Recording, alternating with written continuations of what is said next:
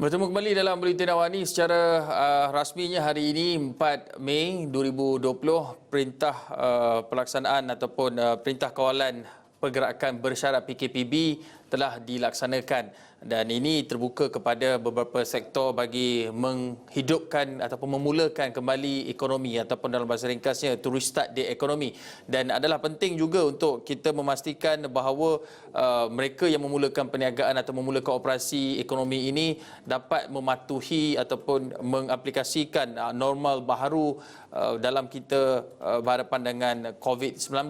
Dan untuk bercakap mengenai perkara ini, bersama saya di talian menerusi Skype Datuk Dr. Kamarul Rashidan Saleh. Beliau adalah pengerusi Kelab Usahawan dan Profesional Malaysia. Assalamualaikum Datuk, selamat pagi. Waalaikumsalam warahmatullahi wabarakatuh. Selamat pagi. Selamat tengah hari sebenarnya. Tengah hari, ya. Baik, Datuk.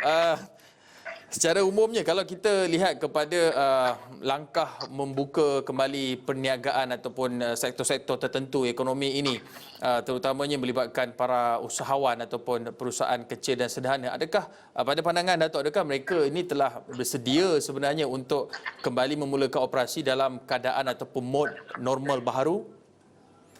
Kalau kita lihat perkembangan ekonomi semasa, di mana kerancakan perniagaan itu semakin menyusut. Ini menjejaskan sebahagian besar daripada perniagaan dan industri, termasuklah TKS ataupun SME.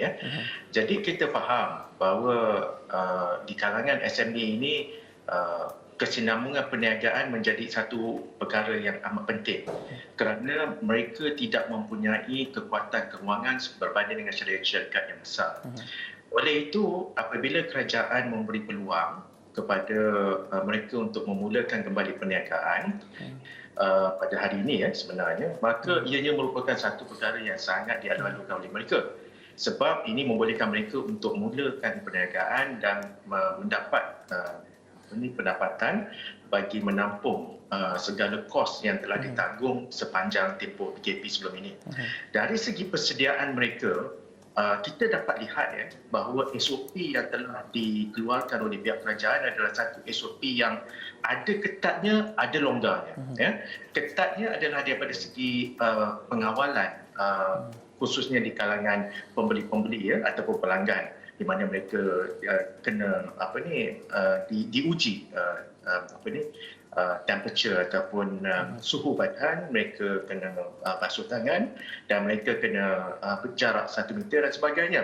Tetapi kelonggarannya ada. Sebagai contoh, difahamkan bahawa ada restoran-restoran dibenarkan kepada pelanggan untuk berada dan makan di dalam restoran tersebut. Walaupun begitu, yang saya lihat di sini lebih kepada pembekal-pembekal ataupun mereka yang terlibat di dalam industri trading ataupun pembekalan yang banyak memainkan peranan dalam negara kita. Pembekalan ini tak semestinya essential services, kerana essential services ini telah pun berada pada tahap yang baik pada ketika ini kerana mereka boleh beroperasi sepanjang tempoh PKP. Ini yang non-essential services seperti pakaian, seperti barangan-barangan yang elektrik ataupun perkhidmatan-perkhidmatan yang berteraskan kepada perakawanan, konsultansi dan sebagainya. Jadi kesemua ini adalah merupakan enjin ekonomi negara, dan apabila mereka diberikan peluang untuk memulakan perniagaan, maka itu adalah satu perkara yang sangat-sangat dialu-alukan oleh sebahagian besar daripada mereka ini.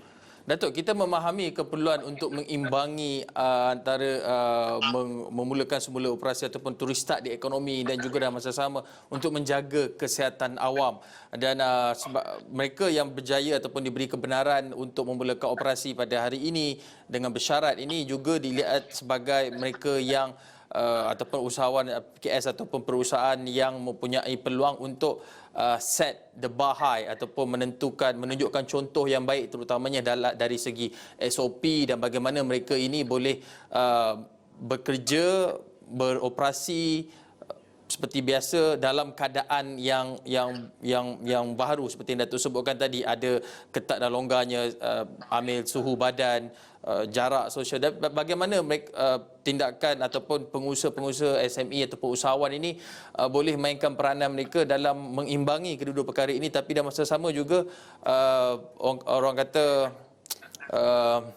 menunjukkan contoh kepada mereka yang bakal ataupun yang akan memulakan operasi kemudian nanti. Okey, kita kena lihat secara konteks di sini ya. Ada sebahagian SME yang terlibat di dalam front door service ya, berhadapan dengan pelanggan, memberi mata secara terus dengan pelanggan. Ada SME yang terlibat dalam back door service. Maksudnya dia tidak perlu menemui ramai pelanggan dan dia cuma bertemu dengan klien yang tertentu. Yang saya lihat sepanjang 2-3 hari lalu lebih kepada keberadaan mereka terhadap SME yang front door service ni yang akan berterus berhadapan dengan pelanggan dalam bentuk yang ramai. Ya, inilah cabarannya. Kerana bagaimanakah SME ini boleh mengawal bilangan pelanggan pada satu-satu masa dalam mematuhi SOP ini. Tetapi mari kita lihat ya, mari kita lihat kepada essential services yang ada sekarang. Contohnya kedai-kedai runcit. Ya, kita lihat kedai-kedai runcit yang beroperasi sepanjang tempoh PKP. Kita dapat melihat new norms di situ. Dahulu pada peringkat awal kedai-kedai runcit ini beroperasi, ramai berkerumun membeli barang-barang rumah dan sebagainya. Tetapi apabila pihak kerajaan menegaskan bahawa mesti patuh kepada SOP, mesti ada social distancing, maka kita dapat lihat new norms pada di kedai-kedai runcit sekarang. Mereka beratur, masuk satu persatu dan tidak terlalu sesak. Maka saya yakin ini adalah lesson learned kepada SME yang baru memulakan perniagaan pada hari ini. Cuma dalam konteks ini, pada khidmat saya ialah apabila kita bercakap tentang mass ini ataupun pelanggan yang datang bersesak-sesak dan beramai-ramai ini, ianya adalah merupakan satu perkara yang tidak boleh dinafi dan tidak boleh dielakkan. Cuma dalam konteks ini, peniaga SMEs hendaklah memastikan bahawa mereka mempunyai tenaga kerja yang cukup untuk mengawal keadaan. Contohnya, kena ada orang yang pastikan mereka beratur jarak 1 meter dan sebagainya. Kerana kalau kita nak harap pihak berkuasa untuk memantau kesemua ini, tidak akan berkesabaran, tidak ada daya upaya ya, kerana jumlah tenaga kerjanya tidak mencukupi. Maksudnya di sini community empowerment dan juga disiplin pengusaha ataupun SME itu sendiri penting untuk mendidik pelanggan mereka selain daripada menetapkan peraturan-peraturan ataupun garis panduan yang mereka tentukan di premis mereka ataupun kepada stakeholder mereka.